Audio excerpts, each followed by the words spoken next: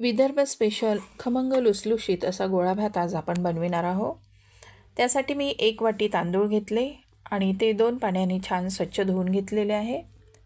नंतर मी 2.5 वाट्या पाणी त्या तांदळामध्ये घालून मंद आचेवर अर्धवट भात शिजवून घेणार आहे. भात आपल्याला मंद आचेवरच शिजवायचे आहे. त्यात मी थोडे मीठ घातले आणि छान मिक्स करून घेतले.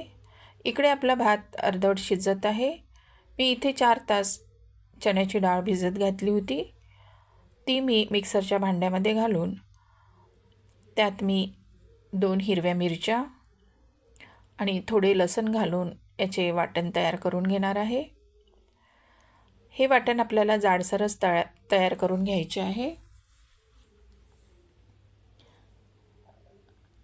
थोडी मी कोथिंबीर घातली आणि याला जाडसर वाटून घेतले. खूप बारीक करायचे नाही, नाहीतर गोळे कडक होतात. यात मी चवीनुसार मीठ घातले आणि छान असे मिक्स करून घेणार आहे. नंतर इकडे आपला भात अर्धवट शिजलेला आहे. त्यावर डाळीचे आपण गोळे करू आणि एक एक गोळे त्यावर ठेवू. इकडे आपला अर्धवट भात शिजलेला आहे आणि चण्याची डाळसुद्धा कच्ची आहे. तर वाफेने गोळे आणि भात दोन्ही आपला मंद आचेवर शिजेल. गॅस हा आपल्याला मंदच ठेवायचा आहे आणि 10 मिनिट आपल्याला हे झाकून 10 मिनिट शिजवून घ्यायचे आहे. इथे पूर्ण डाळीचे मी गोळे तयार करून घेतलेले आहे आणि ते भातावर असे ठेवलेले आहे. या भातामध्ये थोडे पाणीसुद्धा आहे, कारण भात शिजायला पाणी लागेल.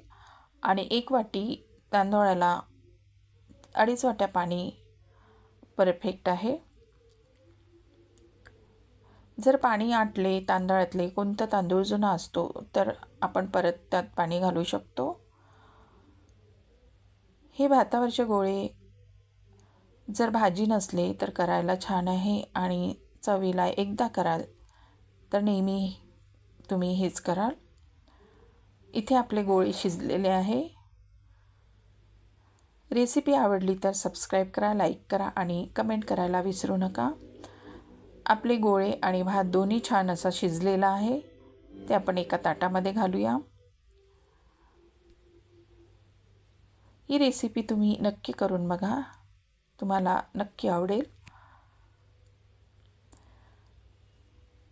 ह्या गोळे भातावर तळलेले तेल घालून छान लागते. मला तळलेले तेल घालूनच गोळा भात आवडतो. कोणी कढीसोबतसुद्धा खाऊ शकता. आणि आपले तयार आहे छान असे मऊ लुसलुशीत खमंग गोळा भात.